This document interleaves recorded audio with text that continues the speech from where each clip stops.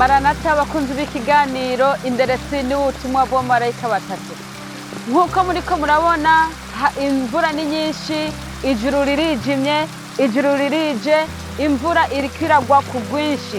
N'imigisha kuri twebwe turabishimira Imana. Nk'uko mubona imvura iriko iragwa, sintinye kunyagirwa, sintinye gukanya, ariko ngombye kugira ngo nsangire nawe. Wewe wihebuye, wewe wiganyiye, wewe wumva amarushwa n'imibabaro byuzuye umutima wawe, wewe wuzuye intuntu muri wewe, amarira atabura mu mutima kandi atabura no ku maso. Nta joro ridaca, nta mvura idaca. Nico gituma ngombye kuvugana nawe ndi muri ino mvura, ndakubwire ngo nk'uko uri kurabona iyi mvura iri kwiragwa, iraza gufata umwanya ihere, n'ibibazo byawe bigiye kurangira nk'uko iyi mvura irangira. Amajambo y'ihumure reka tuyasome mu gitabo cya Yobu.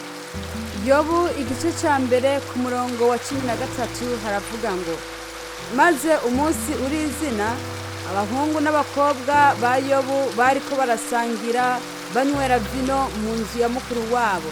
Haza imbitsi kuri Yobu iti inka zariko zirarima n'indogoba zirisha iruhande yazo, maze abasabeya barazinyaze barazitwaye, mbere n'abungere babarikishije inkota.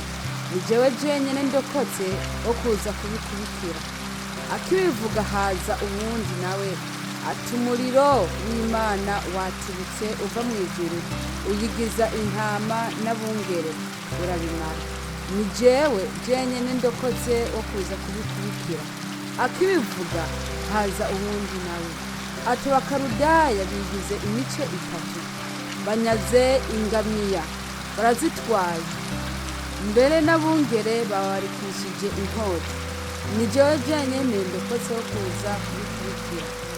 Akibivuga haza uwundi nawe ati abahungu bawe n'abakobwa bawe bariko barasangira banywera vino mu nzu ya mukuru wabo. Nuko haza umuyaga w'igihuhuta uturutse mu bugaragwa, uhitana imfuruka zine z'inzu, maze isigukana kuri abo bahungu barapfa. Ni jewe jenyene ndokotse wo kuza kubikubikira.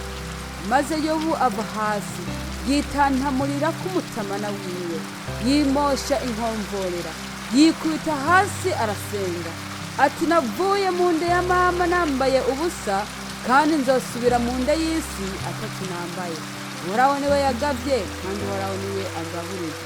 Izina ry'Uhoraho rishimagizwe muri ibyo byose. Yobu yakoze icyaha canke ngo aherereze amafuti ku ntara. Nuko Satani aca arasohoka ava imbere y'Uhoraho, ateza Yobu ibihute bikomeye, uhereye mu bworo bw'ikirenge ugashitsa mu gitwariro. Nuko yabira urujo rwo kwiyagarisha, araheze yicara ku gikuburiro cy'umunyota. Maze umugore wiwe aramubaza ati, mbega n'ubu uracyakomeje kwa kugororoka kwawe? Tuka Imana upfe uveho. Aramwishura ati, uvuze nk'umwe wo mu bagore b'ibipfapfa. Mbega none twohabwa ibyiza bisa mu biganza by'Imana, tukanka kwakira n'ibibi navyo?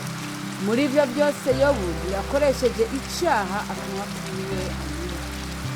Nk'uko twumvise, Yobu yaciye mu bibazo byinshi. Yobu yarasinzikajwe, abura ibyiwe byose. Ariko usomye muri icyo gitabo nyene cya Yobu igice cya mbere ku murongo wa mbere, hatwereka neza ingene Yobu yari umugororotsi, ngo yitandukanya n'icyaha n'ikibi cyose. Ngo Yobu yari umuntu yubaha Imana bw'umugororotsi, ngo akitandukanya n'ikibi cyose.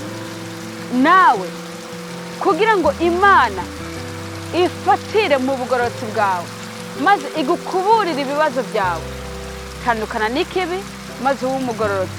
Imana ikuravye iri mu ijuru ikwishimira. Nayo ahandi bizomera nko handi hariya mu itanguriro, ingene tubona yuko hajya itangurira igice cya 6 ku murongo wa 6 turabona neza ingene ngo imana iri mu ijuru ikitegereza ababa ku isi ngo iricuza icyo yaremeye umwana w'umuntu, kuko ibyaha bakora byashyitse imbere yayo, birashyika imbere y'inyonga zayo, irabyitegereza, bituma irimbura igihugu cyose, isi yose ya mbere.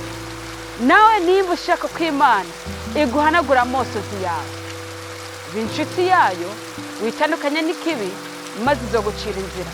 Ubwo umwanzi agucira icyobo, imana izogucira icyambu. Amen. Yobu ashumbushwa ku murongo w'icumi. Imana ishumbusha Yobu ibyo yabuze. Yobu agisengera bagenzi biwe, uhoraho amukura ku burushwa bwiwe, amushumbusha ibingana n'ibyo yari afise ibihekangabo kabiri.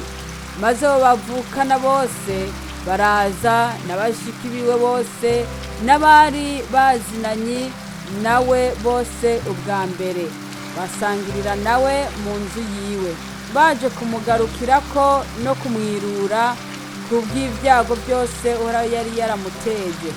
Umuntu wese amuha ihera ryitwa kesita n'impeta y'izahabu. Nuko uhoraho aha Yobu umugisha mu gihe cy'amaheruka kuruta icya mbere. Aronka intama 14,000 n'ingamiya 6,000 n'inka zirima 2,000 n'indogoba zibyara 1,000, kandi abyara n'abahungu 7 n'abakobwa 3. Umukobwa wa mbere amwita Yemima, uwubuheta amwita Keziya, uwa gatatu amwita Kerenihapuki. Kandi mu gihugu cyose nta bigeme bari bahwanije akaranga n'abakobwa ba Yobu. Nuko se abaraga hamwe na basaza babo. Hanyuma yaho Yobu amara imyaka 140, abona abana biwe n'abuzukuru biwe gushitsa no kubuzukuruza. Nuko Yobu apfa yisaziye ageze mu zabukuru. Imana ishimwe rwose. Nk'uko twumvise, Yobu yaciye mu bibazo byinshi. Yobu yarasinzikajwe, abura ibyiwe byose, ariko ku mpera ya byose Imana yamushumbushije umurengera n'ibyo yari yarabuze, ngo n'abakobwa ngo n'abana yari yarabuze, ngo yaronse beza, ngo nta bakobwa bakaranga ku isi yose basa n'abakobwa ba Yobu. Bishatse kuvuga ngo nimba ubu uri mu bibazo by'uburyo butandukanye, Imana igiye kubikemura, uronke ibitunganye mu buzima bwawe, kandi uzoshima niyo wabona yuko igicu cari gikubiye hejuru y'ubuzima bwawe cyeyuye. Amen. Igisabwa niki?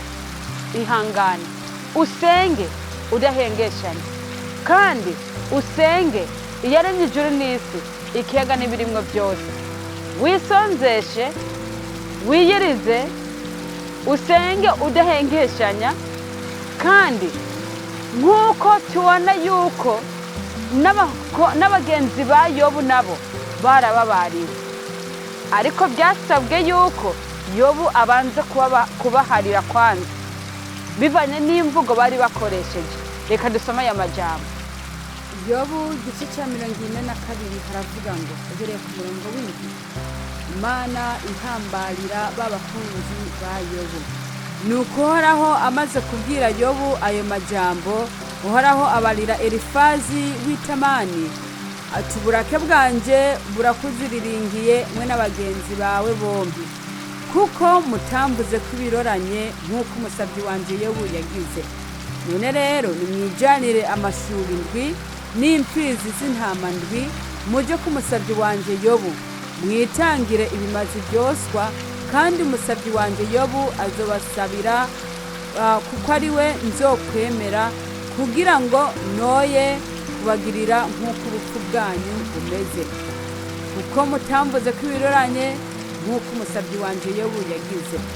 Nuko Elifazi w'i Temani na Biludadi w'Ishuri na Zofari w'i Nayama baragenda bagira nk'uko uhoraho yababariye, maze uhoraho yumvira ugusenga kwa Yobu.